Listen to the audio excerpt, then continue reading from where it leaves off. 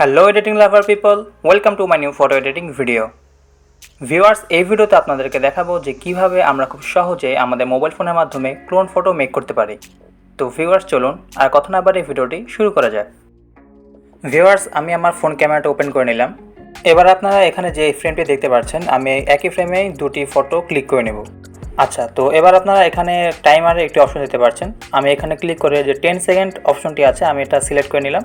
যেহেতু আমি একাই আমার ফটোটি ক্লিক করে নিচ্ছি, তাই এর জন্য আমি টাইমারে ফটোটা ক্লিক করব। যদি আপনাদের এমন কেউ থাকে যে আপনাদের ফটোটি ঠিকভাবে তুলে দিতে পারবে, তাহলে আপনারা তার মাধ্যমে ফটোটি তুলে নিতে পারবেন। ভিউয়ার্স, আমি আমার দুটি ফটো ক্লিক করে নিলাম। এটি হচ্ছে আমার ফার্স্ট ফটো আর এটি হচ্ছে আমার সেকেন্ড ফটো। এবারে দুটি ফটোকে আমি খুব সিম্পল প্রসেসে কীভাবে স্ন্যাপশিটের মাধ্যমে মার্জ করে নিই তাই আপনাদেরকে দেখাবো। তো আমি আমার ফার্স্ট ফটোটিকে স্ন্যাপশিটে ওপেন করে নিলাম। এবার পাশে আপনারা একটি পেন আইকন দেখতে পাচ্ছেন, এটি হচ্ছে টুলস। আমি এখানে আসলাম। এবার নিচে আপনারা ডাবল এক্সপোজার নামে একটি অপশন দেখতে পাচ্ছেন, আমি এটা ক্লিক করব। এবারে নিচে আপনারা প্লাস আইকনের একটি অপশন দেখতে পাচ্ছেন, আমি এখানে ক্লিক করলাম। এবার এখান থেকে আমি আমার সেকেন্ড যে ফটোটি আছে এটিকে আমার এই ফটোটার উপর সেট করে নেব। তো আপনারা নিচে তিনটে অপশন দিতে পারছেন, এর মধ্যে সবার শেষে যে অপশনটি এটি হচ্ছে ওপাসিটি। আমি ওপাসিটি একদম 100 করে দেবো এখন। ওকে, তো এবার আমি আমার ফটোটি অ্যাপ্লাই করে নিচ্ছি। এবার উপরে আপনারা প্রথমে এটি অ্যারো সাইনের অপশন দেখতে পাচ্ছেন, এটি হচ্ছে স্ট্যাক অপশন। আমি এখানে ক্লিক করব। তারপর এখান থেকে যে ভিউ এডিটস আপনারা দেখতে পাচ্ছেন, আমি এখানে ক্লিক করে দেবো। তারপর একটু আগে আমি যে ডাবল এক্সপোজারের কাজ করলাম তা আপনারা এখানে দেখতে পাচ্ছেন। এখানে ক্লিক করে আমি তার মাঝখানে থাকা ব্রাশ আইকনে ক্লিক করে দেবো। ভিউয়ার্স, এবার আপনারা আমার যে ফটোটি এখানে দেখতে পাচ্ছেন, এর যে ফার্স্ট এলিমেন্টটা আছে এর পাশে যদি আমি ব্রাশ করি তাহলে দেখতে পারবেন যে আমার সেকেন্ড এলিমেন্টটাও চলে আসবে। তো আমি ব্রাশ করে আমার সেকেন্ড এলিমেন্টটাকে নিয়ে আসছি।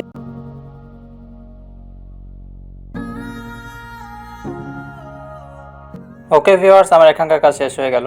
এবার আমার এই ফটোটিতে কিছুটা অসামঞ্জস্যতা ক্রিয়েট হয়ে গেছে। তো এগুলোকে ঠিক করার জন্য আমার এই মাস্কিং টুলটাই ইউজ করতে হবে।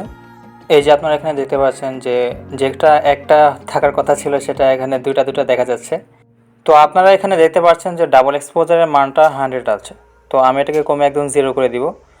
এবার আমি যে আমার ফার্স্ট এলিমেন্টটা ছিল সেটার উপরে ব্রাশ করে করে আমি এখানে যে অসামঞ্জস্যতাগুলো আছে, যেমন একটা জায়গায় দুটো আর কি, ওগুলোকে আমি মুছে ফেলবো। তো ভিউয়ার্স, আমি এখান থেকে আমার ভিডিওটা কিছুটা ফাস্ট করে দিচ্ছি, কারণ এখান থেকে এই কাজটুকু একটু স্লো প্রসেসের, তাই আপনাদের টাইম যেন ওয়েস্ট না হয় এর জন্য আমি আমার এই ভিডিওটা এখান থেকে কিছুটা ফাস্ট করে দিচ্ছি।